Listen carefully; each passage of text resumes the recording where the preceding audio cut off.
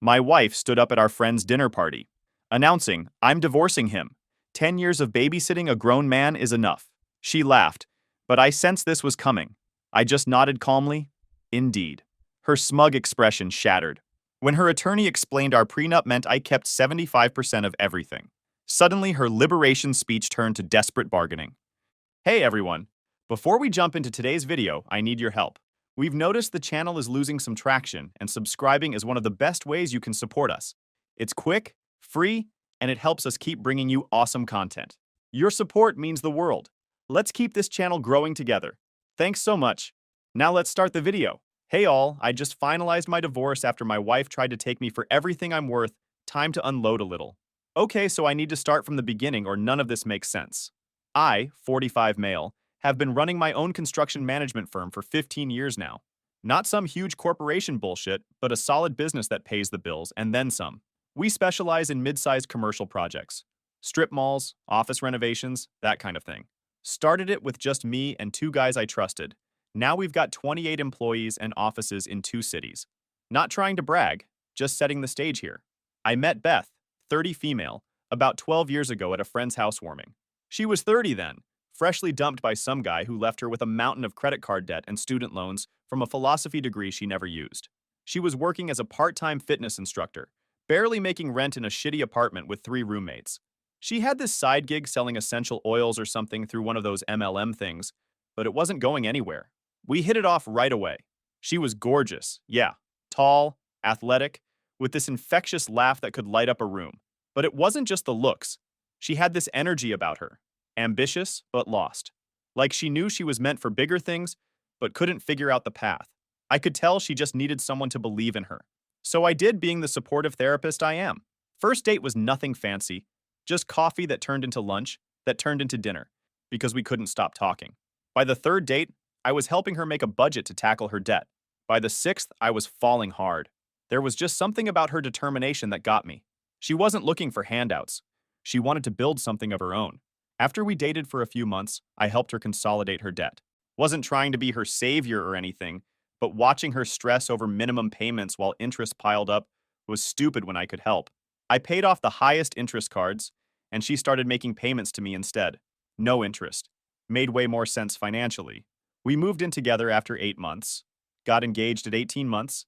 When we got married 2 years after meeting, I even fronted the cash for her to start her own health supplement brand, some subscription box thing with protein powders and herbal supplements. She had this vision of building a wellness empire, targeting women who wanted natural fitness solutions, whatever that meant. But she was passionate about it, and I wanted to support her dreams. Before we tied the knot, I insisted on a prenup. Not because I didn't trust her, I was crazy about her, but because I watched my dad lose everything in his divorce 20 years earlier. The man built a plumbing business for 30 years and ended up living in a studio apartment while his ex-wife, not my mom, kept the house, the vacation property, and half his future earnings. Dad died still bitter about it. Taught me that love doesn't protect you from someone's entitlement when things go south. So I was straight up with Beth about it. Look, I'm building something that I plan to someday pass down to our kids, I told her. I need to protect that core asset. Everything we build together will be ours together, but what I bring in has to stay protected. Beth wasn't thrilled about the prenup, pouted for a few days, but seemed to get it eventually. I understand why you need this protection, she said after meeting with the lawyer I paid for. I'd never try to take what you built before me. She signed it, and we moved on. The terms were pretty standard. I kept what I brought in, she kept what she brought in, which was basically just debt I'd helped her clear. And we'd split anything acquired during marriage 75-25 in my favor if she initiated divorce without cause, abuse, infidelity, etc. If I initiated without cause, she'd get 40%. If we both agreed to divorce, it would be 60-40 in my favor. At the time, it seemed more than fair, given our respective starting positions. She was getting a fresh financial start, and I was protecting what I'd spent years building. The first few years were good. Real good. We moved into a nice house in a gated community. Nothing flashy, just comfortable. We traveled a bit. Her business grew steady. Not huge, but respectable. She had about 5,000 subscribers at the peak, bringing in maybe $30,000 to $40,000 profit annually. I was proud of her hustle.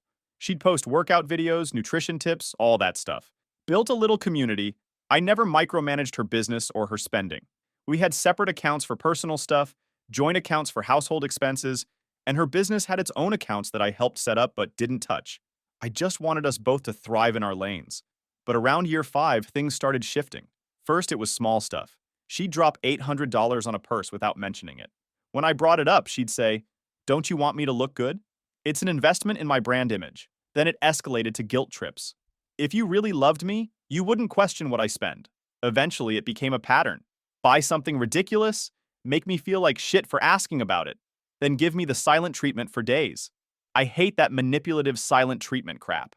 Give me a straight up argument any day. But Beth mastered the art of weaponized silence. She'd just disappear emotionally until I apologized for whatever crime I'd committed, usually by buying her something even more expensive to make up for it. A classic reinforcement of bad behavior, but you don't always see that when you're in it. Year 6, she suddenly needed a home office renovation. Cost me $20,000 to convert our guest room into her creator space, with custom built-ins, perfect lighting for videos, the works. I didn't mind. Business was good, and she seemed genuinely excited about scaling her brand. Year 7, she decides our house isn't good enough anymore. We need something in the right neighborhood to reflect our status. I pushed back a bit, but eventually caved. We bought a bigger place in an even nicer gated community. 4-bed, 5-bath, way more than we needed for just the two of us, but whatever made her happy. I was working 60-hour weeks anyway, barely home to enjoy it. Looking back, I should have seen what was coming, but you know how it is when you're in it. You excuse the red flags as rough patches and keep pushing forward. I just figured she was going through some kind of phase, or maybe feeling insecure about her business not growing as fast as mine. I tried to be supportive, keep the peace. Around our 8th year together, Beth started referring to our house as her design project when talking to friends. First time I heard it, I laughed it off. By the 10th time, it bugged me. We'd picked everything together, and I'd paid for 90% of it. But suddenly, she was acting like she'd created this amazing space all on her own. She started hosting these wellness brunches at our place, where she'd invite a bunch of women over. I'd come home to find these groups of women sitting around our living room, drinking green smoothies and talking about manifesting abundance or whatever. Normally, I wouldn't care. It was her house too. She could have friends over. But I started noticing how she talked about me when I wasn't supposed to be listening. Mike's at work, as usual, with this dismissive tone. Or, men just don't understand the vision we have as female entrepreneurs. Little digs that added up. Whenever I had a business win, landing a major client or hitting a revenue milestone, she'd brush it off. That's good, babe. You're supposed to make money. But when she gained 100 followers on Instagram, I was expected to bring her a gift and celebrate her brand growth. The shift from partner to a queen with an attitude wasn't overnight. It was slow, subtle. She just gradually decided she deserved everything without acknowledging where it came from. Her attitude became, "Of course you should buy me nice things. Look who you get to be married to."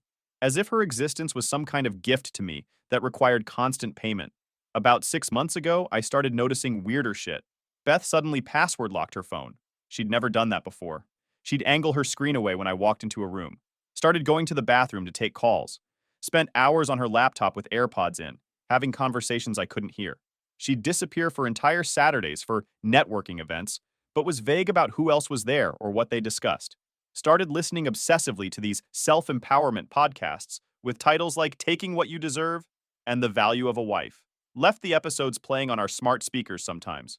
Between the usual fitness and wellness accounts were these random lawyers and women's financial coaching pages I'd never seen before. One coach's bio said something weird like, helping women secure the bag their husbands didn't know they packed. Another had this tagline about reclaiming your worth in a relationship and asset protection strategies for modern women. I scrolled through her recent activity, trying to understand why Beth would follow these accounts. That's when I noticed her search history had stuff like marriage contract loopholes and documenting emotional patterns in relationships. There was even a search for how to prove controlling behavior. That last one hit me hard. Controlling? Me? I've always bent over backwards to support her dreams, never questioned her spending, never even raised my voice during arguments. Why would she be looking into this stuff? Was she helping a friend through something? Planning to become some kind of relationship coach herself? Or was there something more personal behind these searches? I put her phone back exactly where I found it, feeling a weird mix of confusion and unease. Maybe I was overthinking things, but these weren't the kind of accounts a happily married woman typically follows. I couldn't shake the feeling that something was shifting beneath my feet, like the first tremor before an earthquake. Then, out of freaking nowhere, Beth casually asks over dinner, "Hey, could I review our prenup again?" Just curious about something. Alarm bells went off. Nobody gets just curious about a prenup after 10 years unless they're planning something. Why? I asked, trying to sound normal. Oh, just something Jill mentioned about the standard terms these days. Probably nothing, but I'd like to refresh my memory. She smiled like it was no big deal. I told her I'd dig it out of the safe deposit box next time I was at the bank. Never did, of course, but that's when I started paying attention. Real attention. Her inner circle wasn't helping. Her best friend Jill was always saying shit like, "Beth, you're the brand. He's just the background." Or her mom Rita dropping gems like, "A smart woman always secures her future. Men come and go, always when they thought I couldn't hear. But houses have vents and sound travels." Rita had been divorced 3 times, each one leaving her better off financially than the last. She'd been pushing Beth since day one to keep her options open. I used to think it was just Rita being Rita, bitter and high on her own survival story. But then one morning, I was passing by Beth's home office while she was on a call with her mom. On speaker, door halfway closed. I wasn't trying to spy, but when someone's voice echoes through your hallway, you can't exactly unhear it. "You should talk to Jasper," Rita said. "He's brilliant when it comes to financial resets. Helped one of my friend's daughters sort her situation out clean. You don't have to stay stuck just because you feel obligated." Beth didn't say much, just this little hum of agreement, like the name wasn't new to her. I froze outside the door. Jasper? That wasn't a name I'd heard around our circle. And the way Rita said it, like he was part therapist, part financial assassin, set off something in my gut. Why the hell did they need all this talk about financial resets? They were planning something. I just needed confirmation. That night, I asked Beth casually, "Who's Jasper?" She barely blinked. "Oh, just someone Jill mentioned from a finance group. Cool insights." Then she changed the subject like it was nothing. But it wasn't. I checked her Instagram. There he was, Jasper. Late 30s, polished, smug, bio full of red flags. Helping women reclaim power from financial imbalance. It was a playbook, one designed to bleed men dry. I wasn't confronting Beth yet. I needed to be sure. I asked one of our mutual friends, Kim, at a group dinner. She froze. "No idea who that is," she said too fast. Tara, another friend, slipped up over coffee. "I think, maybe that's the guy from her investment group." Then she changed the subject like it burned her tongue. That was enough. I had my answer. So one Thursday, I told Beth I had a site inspection across town that would run late. Instead, I wrapped up early and came home around 3 p.m. The garage door was closed, but Beth's car was inside. As I walked in through the side door, I heard murmuring from upstairs. I quietly went up, not trying to catch her cheating. Honestly, that would have been simpler. Instead, I found her in our home office, laptop open on a Zoom call. I stood in the hallway, out of frame, and listened. A man was talking that I bit "It's Jasper. You've wasted 10 years catering to a man's ego," he was saying. "Your contributions to that marriage are worth way more than some outdated prenup. You can own that house. You just need to play it smart. My consulting fee is steep, but once we're done, you'll never worry about money again." Beth was nodding, taking notes. "The prenup doesn't account for emotional labor and lost opportunities," she said. "I could have been huge by now if I hadn't been playing supportive wife. I've put in just as much as he has." "Exactly," he said. "That's why we need to document everything. Every time he made you feel small. Every time he questioned your spending or your business decisions. We're building a pattern of control here. You need to start recording conversations, saving texts. Anything that shows he limited your growth." I remember standing there like, what the hell is going on? I almost burst in right then. "Supportive wife? Yeah, that's right." But something stopped me. If I confronted her, she'd know I was onto her. Better to let her think her plan was working while I prepared my own defense. I backed away silently, went downstairs, then made noise coming in the front door. "Honey, I'm home early." By the time I got upstairs, the call was ended and she was just checking emails.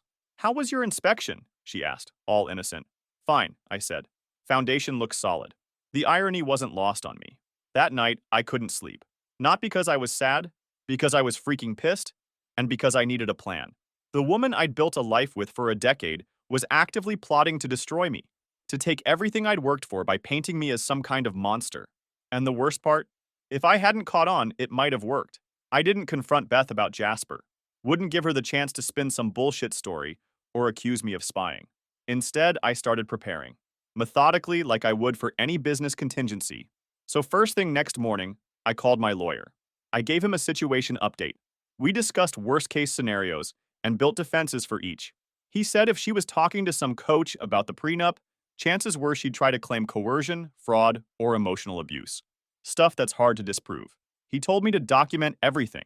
Keep a voice recorder on me during tough conversations, save every text and email, and build a record that showed the reality.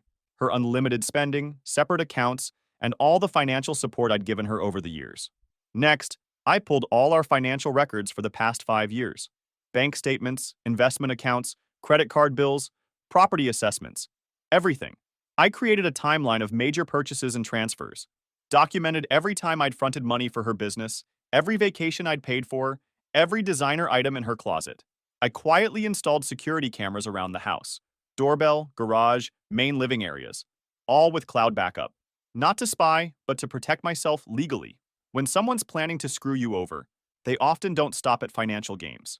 I'd heard horror stories of guys being set up with false domestic violence claims. Wasn't going to let that happen to me. I separated my business accounts further from our personal ones. Technically, they were already separate entities, but I removed any automatic transfers and updated all passwords and access permissions. Changed the passwords on every account I could think of: email, cloud storage, investment portals.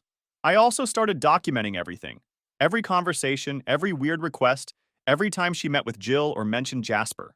Not in a creepy way, just notes with dates and basic facts. If this was headed where I thought, I'd need a clear record. At that point, I started wondering if I was going too far, because what I'm doing felt too much. Like I'm suddenly a detective, not a husband. I kept thinking, what if this was all just noise? What if the wellness calls and cryptic comments were just her being dramatic, not dangerous? I hated the idea of seeing my own wife as a threat, but that gut feeling wouldn't go away. If I ignored it and she really was setting me up, I'd only have myself to blame. I set up a separate email account she didn't know about and started forwarding important documents there. Backed up photos and videos of us together. They showed a happy couple, not some abusive situation she might try to invent. The whole time I acted normal. Still brought her coffee in the morning. Still asked about her day. Still showed up for the dinners and events that mattered to her. I wasn't trying to punish her, just protect myself. About 2 weeks into my prep, I saw an opening I couldn't ignore. We were refinancing the lake house that summer. Routine stuff, just locking in a better rate. Normally, Beth didn't care much about the paperwork side of things. As long as the payment stayed manageable and she could decorate however she wanted, she was happy to let me handle the logistics. But lately, she'd been laser-focused on anything financial, asking to review the prenup, dropping terms she'd never used before. So when I sat down with my lawyer, I asked if we could revisit the agreement, add protections in case false claims ever entered the picture. Nothing drastic, just something to trigger a more one-sided split. 85-15, if things went nuclear under certain accusations like coercion or emotional abuse. If she filed honestly, or we agreed mutually, the original terms would still stand. We didn't remove her protections. We just added clarity for mine. When the paperwork came in, I framed it exactly how it was. Hey, you asked about the prenup stuff a few weeks ago, I told her. They said since we're refinancing the lake house, they needed everything updated and re-executed to be clean on record. So they included a fresh copy. You'll need to sign again. It's standard when properties are involved. You can look through it if you want. Most of it's the same. And to her credit, she actually read through a good chunk. Not cover to cover, but she flipped through the prenup pages, highlighted a section about asset retention, made a few comments about how outdated the wording sounded. As she skimmed through, I mentioned the Sedona spa package I'd booked for her, the one she'd been daydreaming about for months. 5 days, all inclusive. Her face softened. She smiled, said something about how perfectly timed it was, and kept working through the paperwork at her pace. There was no pressure. I stayed quiet, focused on my own stack beside her. Eventually, she initialed every page and signed at the end, adding her usual smiley face next to her name, just like always. You deserve it, I told her, and I meant that, in a way. I wasn't trying to trap her. I was protecting myself from what she was already halfway planning. After she got back from the spa retreat, the tension was unbearable. We weren't arguing, but we weren't normal either. Every word felt careful, every glance too controlled. She smiled like everything was fine, but something had shifted, and I knew she felt it too. We were both quietly sizing each other up. What hit me hardest was the confusion. I gave everything to that relationship: time, money, support. Whatever she needed, I was there. And for a long time, she seemed genuinely happy. Not fake, not forced. Happy. So why now? Why twist something solid into a strategy? It made no sense, unless happiness had just been part of the act. 2 weeks later, Tara was hosting a birthday dinner at her place. Just close friends, Beth said, which meant Jill, Rita, a couple from her fitness studio, and that guy Dan who did her brand photography. Not my crowd, but whatever. I played nice, made small talk, complimented the food. During dessert, Beth held her glass and stood up. I want to toast to Tara on her birthday, and to all of you amazing people who've been part of my journey, she said, all misty-eyed. You've watched me grow from a struggling fitness teacher to building my brand. And now I'm entering a new phase of rediscovering myself, maybe solo. The table went dead silent. Everyone looked from her to me except Jill, who was nodding supportively like this wasn't a bomb being dropped in the middle of chocolate cake. I took a slow sip of water, set down my glass, and looked directly at Beth. Let me know when your lawyer's ready. Mine already is. Her face, freaking priceless. She tried to laugh it off, putting her hand on my shoulder. Oh, Mike, always the logical one. I'm just talking about personal growth. Logically speaking, I replied calmly, this sounds like a negotiation. My counsel is standing by. Then I turned to Dan and asked about his new camera equipment. Just moved the conversation along like nothing happened. Beth stood frozen for a minute before sitting down. Jill mumbled something about an early morning and left before coffee. The party broke up pretty quick after that. That night, Beth tried damage control, claiming I'd misunderstood her toast. I just nodded and said, time will tell. If so, she glared, I'm taking everything, Mike. The house, the business, you'll be left with nothing. You will be nothing without me anyway. I cracked a half smile. Then this should be easy for you. 3 days later, official divorce papers arrived. Game on. I knew it was coming, but seeing those papers still hits different. Beth filed on a Tuesday. By Wednesday, her lawyer was calling mine with a settlement offer that basically ignored our entire prenup. She wanted 50% of everything, including my premarital assets and business equity, plus the house, plus alimony based on my potential future earnings. It was delusional. When my lawyer told me the offer, I actually laughed. Is she serious? They always start high, he said. But there's more. They're filing for an emergency financial order to freeze joint accounts pending resolution. That wasn't funny. That was a problem. Within 48 hours, our joint accounts were indeed frozen by court order. Her filing claimed I was hiding assets and making threatening statements about financial abandonment. Complete bullshit, but effective bullshit. The court plays it safe with these claims initially. More bullshit followed. Her complaint included vague allegations of patterns of control and emotional manipulation. Claimed I isolated her from friends, despite the countless social events she hosted at our house. Belittled her business aspirations, despite fronting the capital and ongoing expenses, and used financial leverage to keep her dependent, despite the separate accounts and unlimited spending. Reading it made me sick. Not just because it was false, but because someone I'd loved for a decade could so casually paint me as a monster to get more money. It was calculated character assassination, plainly meant to pressure me into settling just to avoid the public smear. Then, the real ambush began. Her lawyer convinced a judge I might be cooking the books at my company. Next thing I know, I've got some court-appointed bean counter crawling through every invoice and receipt from the last 3 years. This wasn't just about our marriage anymore. They were coming after my business. The business I'd built before I even met Beth. The auditor questioned everything. Why did this project go over budget? Why was this employee paid a bonus? Why did we use this vendor instead of a cheaper alternative? Every business decision I'd made was suddenly suspect. My CFO spent days pulling documentation instead of doing his actual job. Someone, wonder who, made an anonymous complaint to my company's HR department claiming I created a toxic work environment and was emotionally unstable due to divorce proceedings. HR had to investigate, which meant awkward conversations with my team and executives. Look, Mike, we know this is bullshit, my VP of operations told me, but we have to go through the motions. It's impacting morale, though. People are worried. I had to call an all-hands meeting to address the elephant in the room. Yes, I'm going through a divorce. No, it won't affect the company's stability or your jobs.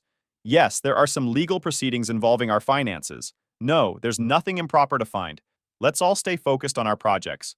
Easier said than done. The distraction was constant. The cherry on top, one of my biggest clients, a commercial developer I'd worked with for 8 years, called to express concerns about whether my personal situation would affect our ongoing projects. I had to drive to their office for an emergency meeting to keep them from pulling 3 contracts worth over $1 million in revenue. He eventually agreed to keep us on, but with additional oversight that we'd never needed before. The trust was damaged. The hits kept coming.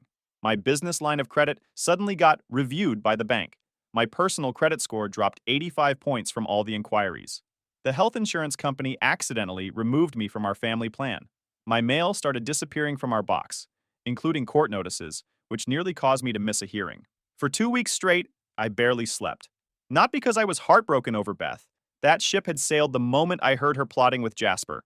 I was awake because everything I'd worked for was under threat. My company, my reputation, my financial security, all because I married someone who decided my decade of support entitled her to everything I owned. My lawyer kept me grounded. This is exactly why they're going nuclear, he explained. They want you desperate, sleep-deprived, and willing to settle just to make it stop. Don't give them what they want. I'd sit on my deck at 3 a.m., thinking about the situation.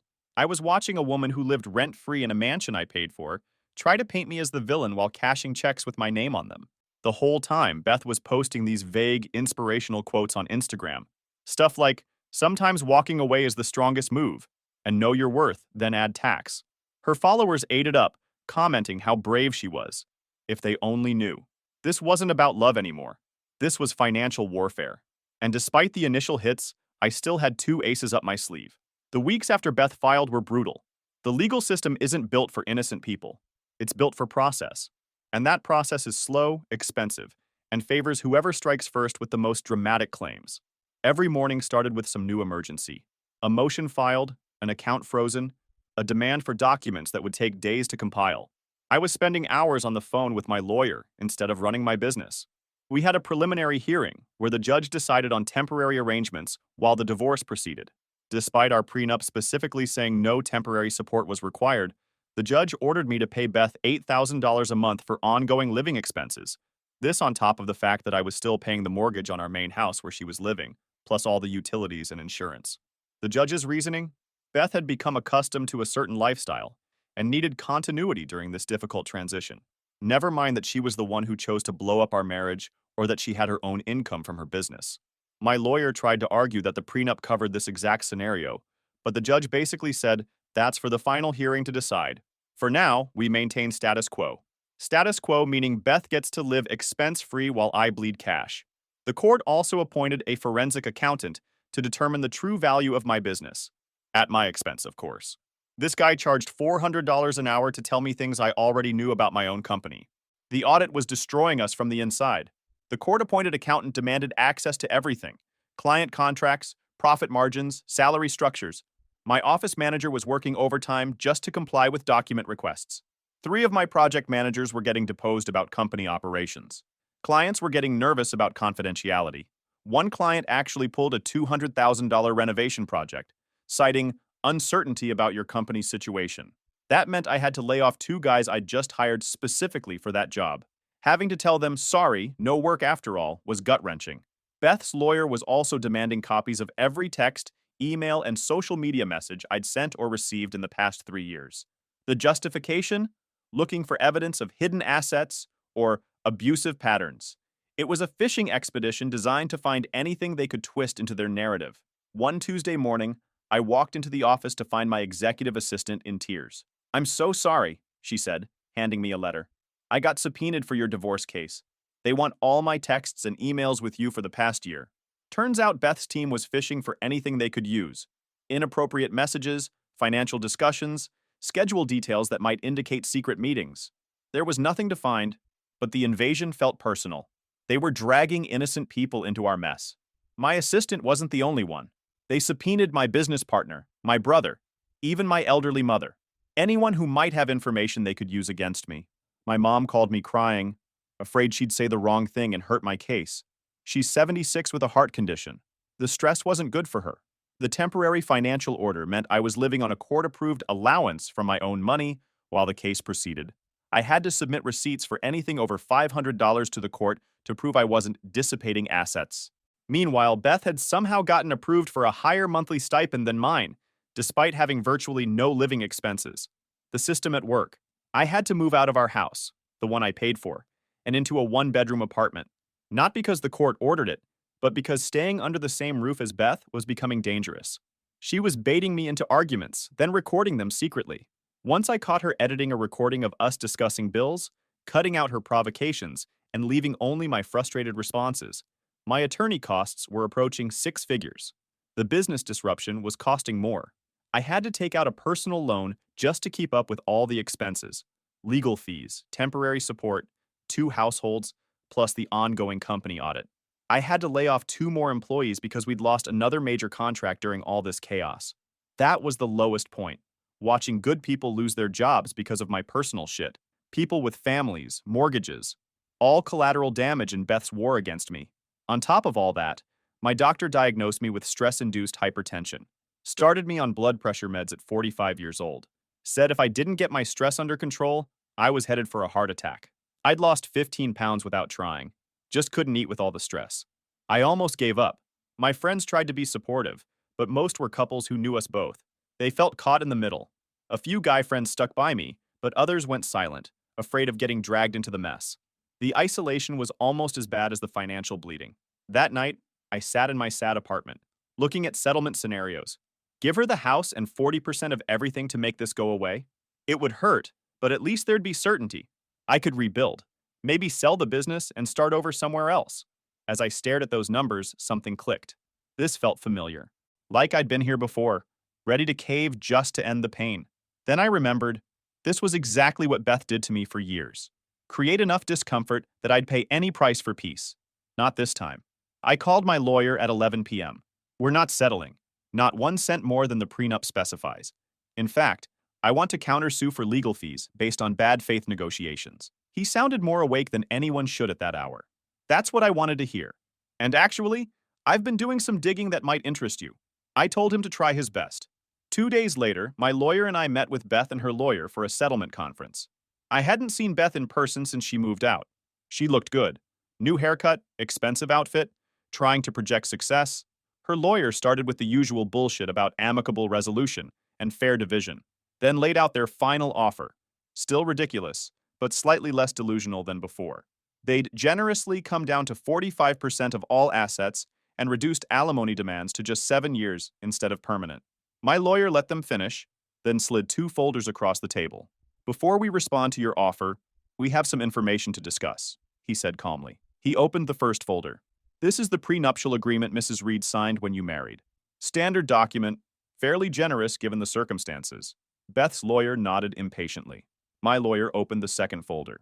This is the updated prenuptial agreement Mrs. Reed signed 5 years ago during your mortgage refinancing on the lake house property. Beth's head snapped up. What updated agreement? My lawyer continued like she hadn't spoken. This document includes additional clauses that significantly alter the terms in certain circumstances. He highlighted the key section. In the event that either party makes claims of emotional abuse, financial control, or similar allegations that are not substantiated by clear and convincing evidence, the asset division shall be modified to 85% in favor of the accused party and 15% to the accusing party. The color drained from Beth's face. I never signed that. My lawyer slid a document toward her. Your initials are on every page. Your signature is on the last page, notarized. You even added a smiley face next to your name, something you always do. I looked directly at Beth. You did read the document, right? You initialed every page. Or were you just rushing to get to your luxury retreat in Sedona that weekend? She had no answer, because she hadn't read it. She'd been so excited about the 5-day spa retreat I'd surprised her with, she'd signed whatever I put in front of her, with minimal explanation, gold digger classic moves. Just refinance paperwork, I'd said. Which it was, partly. Her lawyer tried to recover, but mine wasn't done. We hired a forensic accountant, my lawyer said, opening another folder. Beth forgot to disclose $320,000 in jewelry, wired $175,000 right before filing, and faked her business reports. He showed transfers Beth made to an LLC in Wyoming that traced back to Jasper. Then came the emails we recovered. Beth used the same password for her business email as our Netflix. The messages between her and Jasper laid out their whole plan, including him coaching her to seem afraid of me in public and his 15% cut of whatever she got above the prenup amount. Beth gripped the table edge. Her lawyer looked sick. She thought she could outmaneuver a man who built a company from scratch, I said. The moment she doctored those transfers, she played herself. Her lawyer asked for a break. When they returned an hour later, his tone had completely changed. Perhaps the original prenup terms would be acceptable after all. My lawyer pushed harder, demanding the updated agreement terms and legal fees. 2 days later, they caved completely. Long story short, 1 month later, the divorce was final. Beth got her 25%, nothing more. I kept the house, my company, and my dignity. Of course, Jasper ghosted Beth when the money wasn't what they'd planned. Her supplement brand now offers financial empowerment for women seminars. The irony isn't lost on me. Me? I'm dating again. A real estate agent who makes her own money and hates drama. No moving in, no joint accounts. The prenup lesson from my dad was the best inheritance he ever gave me. Beth didn't want a husband, she wanted a mark. She just picked the wrong one. Play stupid games, win stupid prizes.